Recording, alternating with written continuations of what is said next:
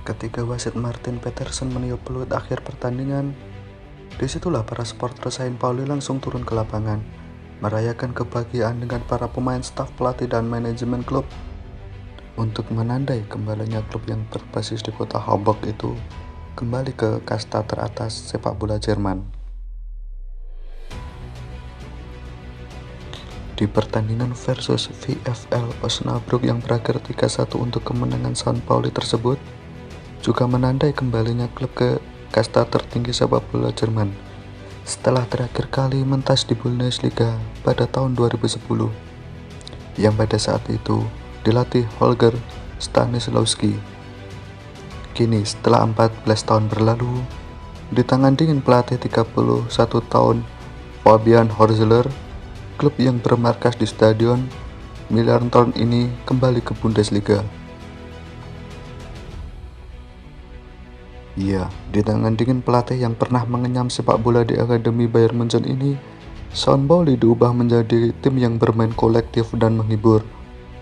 Pelatih yang menangani St. Pauli sejak Desember 2022 ini mengubah gaya main tim menjadi jauh lebih progresif.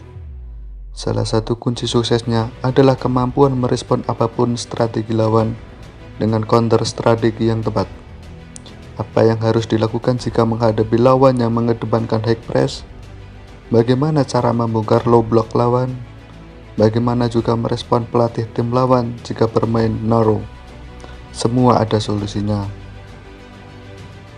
Sebelum menjadi pelatih St. Pauli, ia adalah asisten pelatih St. Pauli itu juga, yang pada saat itu masih dinakodai Timo Schulz, dan tugas Fabian adalah menganalisa permainan lawan, hal yang masih ia lakukan sendiri sampai saat ini, walaupun ia juga mempunyai staf pelatih yang mengurusi hal tersebut. Melihat kebiasaan mereka, progresifnya tim lawan. It might not be kept out, but fantastic save. Side closer. At least kept them in touch with Fortuna Düsseldorf. Touched off for Hartl. This is Conor Metcalf to slide one through. It's risky again. Königsdörfer. Pass laid down well. Approaching the last 10 minutes. It's whipped in and whips over. Here comes the delivery. Oh, the goalkeeper's come and not got there! And in it goes! And it's Glatzel! Who else? Or juggle round it. This could finish it if it doesn't.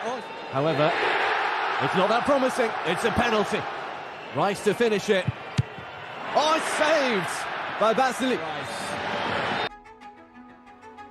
Gerakan sosial klub dan penggemarnya, selain lambang resmi untuk tiap pertandingan, FC St. Pauli mempunyai lambang lain yang terkenal di seluruh penjuru Jerman, bahkan dunia.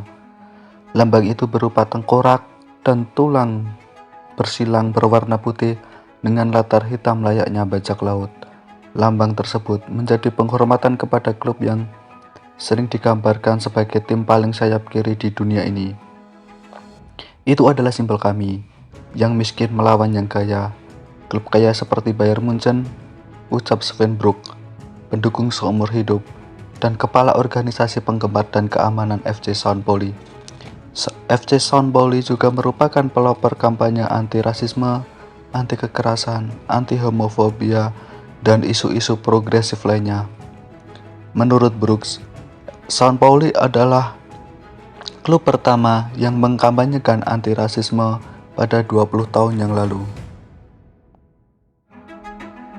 Kami adalah klub pertama yang mengenakan t-shirt mengatakan bahwa hal-hal rasis dilarang, dan saat itu tidak ada seorang pun di Jerman yang peduli tentang hal-hal ini, katanya. Fans kami adalah yang pertama mengatakan bahwa kami tidak menginginkan hal-hal ini atau rasisme dalam sepak bola, tambahnya.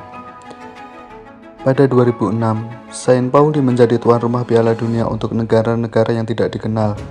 Ajang itu memberi kesempatan orang-orang Tibet untuk mengibarkan bendera kemerdekaan mereka. Bahkan pada satu kesempatan, mereka mengatur laga persahabatan dengan Kuba untuk menunjukkan solidaritas kepada Fidel Castro. Hal unik lainnya yang tidak ada pada kebanyakan klub Jerman, Saint Pauli tetap mempertahankan tribun berdiri di stadion. Selain itu, Juga ada aturan 50+1 yang disepakati antara klub dan penggemarnya. Hal itu mencegah klub kebanggaannya dimiliki oleh satu individu. Saint Pauli juga selalu berkomunikasi dengan para penggemarnya untuk melakukan suatu keputusan. Baru-baru ini, setelah mendapat tekanan fans, pihak klub setuju untuk tidak pernah menjual hak penamaan stadion kepada pihak lain. Saint Pauli adalah cara hidup. Kami bukan klub yang ingin menghasilkan uang. Kami hanya mencintai sepak bola, tandas Daniel, seorang penggemar paling setia Saint Pauli lainnya. Dan Saint Pauli adalah klub dengan selera musik punk rock. Dikutip dari High Snobity, Saint Pauli mempunyai lagu sendiri untuk menghargai perjuangan para pemain di lapangan hijau. Setiap awal pertandingan, di saat para pemain berjalan masuk ke lapangan di Millerntorn, lagu dari AC/DC Hells Bells berkumandang. Selain itu, setiap pemain Saint Pauli mencetak gol, pengeras suara akan menyetel lagu Song 2 dari Blur. Beberapa penggemar juga mengenakan atribut punk rock saat mendukung Saint Pauli bertanding, layaknya menonton konser musik.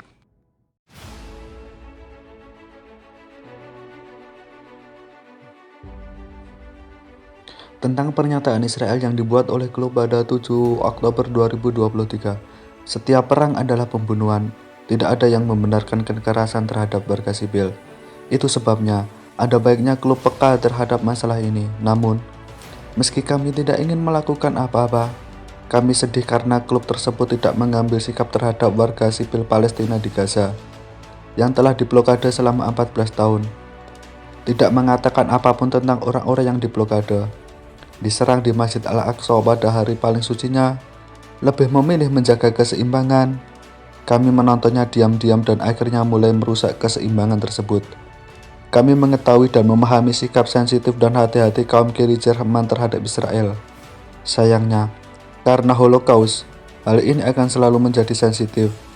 Namun, kami juga melihat dengan sedih bahwa hal ini memungkinkan beberapa penggemar memberikan tekanan pada kepemimpinan. Terlebih lagi, orang-orang ini terus-menerus menuduh dan menyerang kami sebagai antisemit. Mari kita akui, penentangan kita terhadap Israel tidak ada hubungannya dengan fakta bahwa mereka adalah orang Yahudi. Sejak kapan tindakan rasisme menentang 75 tahun pelanggaran hukum, pendudukan yang tidak adil, rezim apartheid, pemerintahan yang religius dan fasis, menuangkan beton ke dalam sumber air masyarakat. Ini hasutan. Kami tidak menerimanya. Kami tidak setuju dengan orang-orang ini dalam masalah ini. Namun, dalam banyak hal dan nilai-nilai, kami sama. Jadi kami bersatu di bawah atap Saint Pauli dan mengharapkan empati, sama seperti yang kita lakukan. Kami adalah pendukung Saint Pauli. Kami semua anti-fasis dan anti-rasis. Kami menentang pendudukan, imperialisme dan kolonialisme. Kami menolak memihak mereka. Kami mendukung hak rakyat Palestina untuk membela diri dan menentukan nasib sendiri. Kami menginginkan perdamaian di Timur Tengah seperti halnya Anda. Namun, kami tahu betul siapa yang menginginkan perang. Sama seperti kita mengutuk fundamentalisme agama, pelanggaran hak asasi manusia, dan kebrutalan rezim Hamas yang tak terlukiskan. Kita tidak berbagi apapun dengan orang-orang ini selain dengan rezim Netanyahu. Kami tidak mendukung Hamas. Kami justru membenci mereka. Hamas hanyalah akibat menyedihkan dari kebijakan yang diterapkan di tanah Palestina.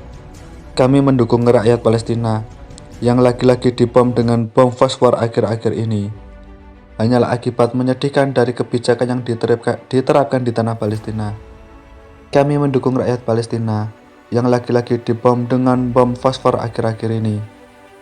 Kami menyerukan kepada kedua belah pihak untuk mengakhiri pertikaian dan penindasan, agar perundingan perdamaian dapat dilanjutkan dan untuk solusi jangka panjang yang menjamin kebebasan dan hidup berdampingan secara damai antara Israel dan Palestina.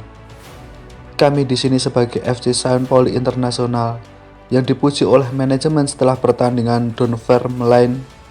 Orang-orang yang bersatu di Saint Pauli seputar nilai-nilai anti-fasis dari jarak beberapa kilometer.